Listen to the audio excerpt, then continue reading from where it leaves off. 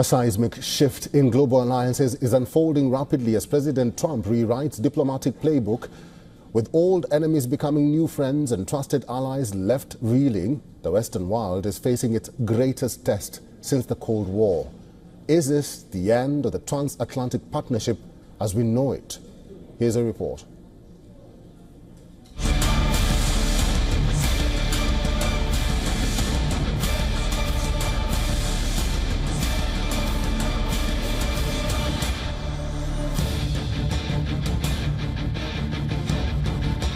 For 3 years, Ukraine fought against Russian aggression.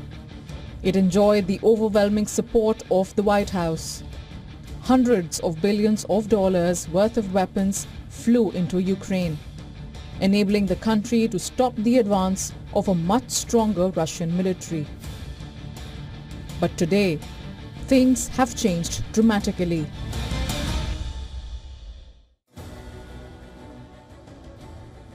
On the third anniversary of the brutal onslaught on Ukraine, the US chose new voting partners at the United Nations, including longtime enemies Russia and North Korea.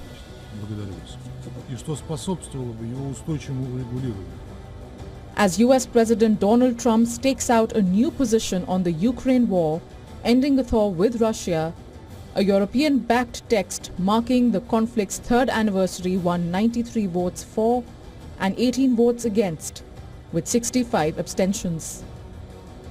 Such was the confusion that the Serbians voted against Russia and are not apologizing for their mistake.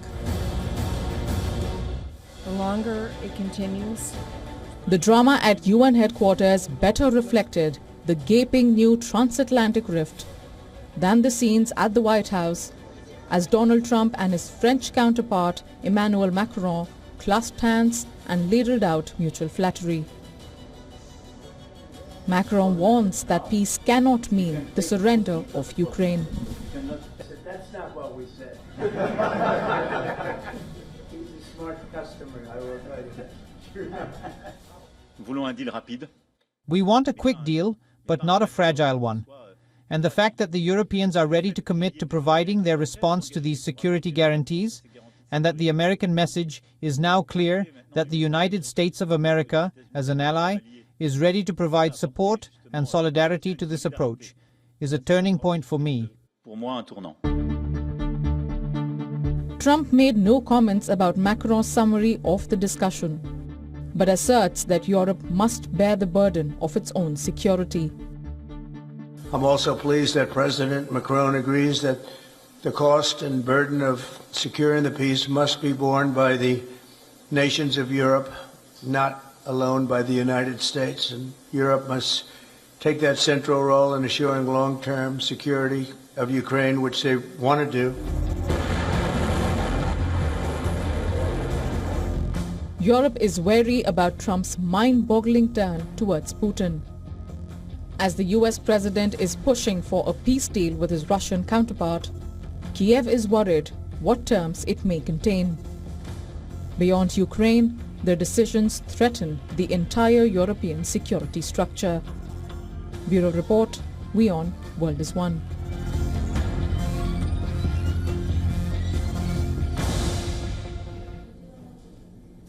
Mr. Ron Aledo is a former U.S. military officer, former CIA contractor and former intelligence and operations officer at the Pentagon. He is currently the chief executive officer of Miami Intelligence Agency. Mr. Aledo is now joining us live from Miami. Good to see you, sir, and welcome. I will begin by the rhetoric question I asked the audience at the start of that report.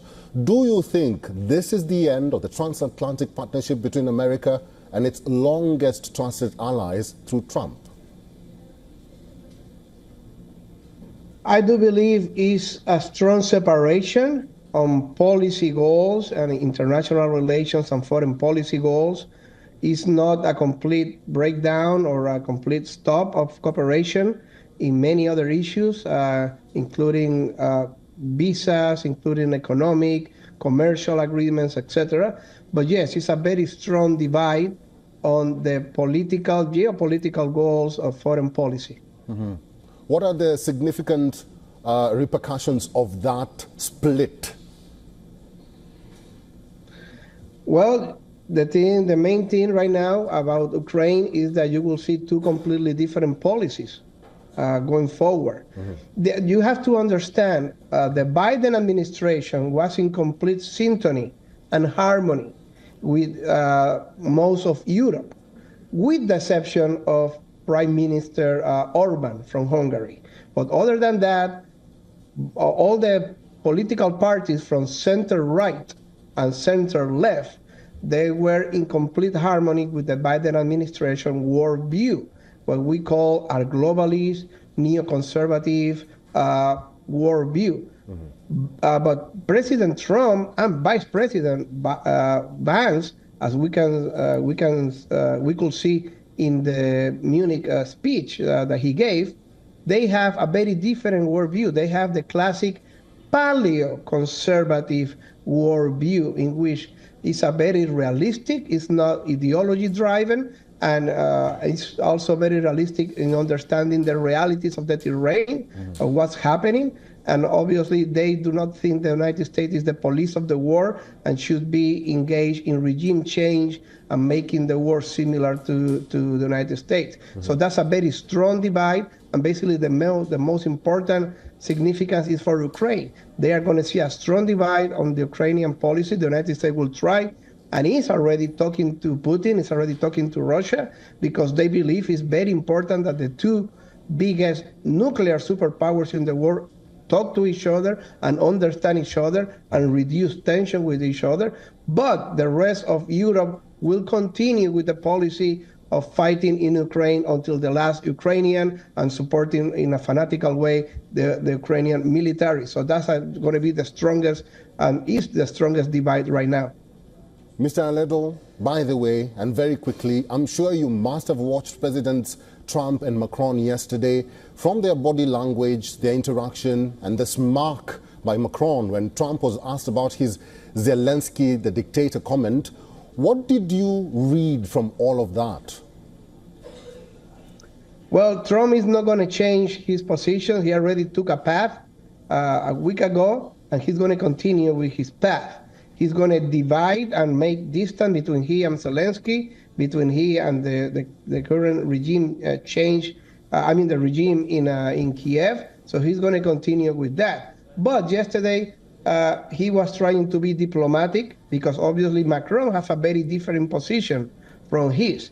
And he was not trying to openly contradict him, and he was not trying to openly oppose him. He was trying basically to talk generics in a general way. And obviously, he didn't want to call dictator President Putin, because, as he said before many times, that is not constructive to achieve peace. To have this verbal spat with Russia, the first nuclear superpower in the world, he doesn't want that. He wants to reduce tensions with Russia, but he wants already to create a separation between him and Zelensky. And yesterday he was very friendly with Macron, but he also was very diplomatic, not trying to contradict his position. That is the same position that Europe and Biden had for the last 3 years.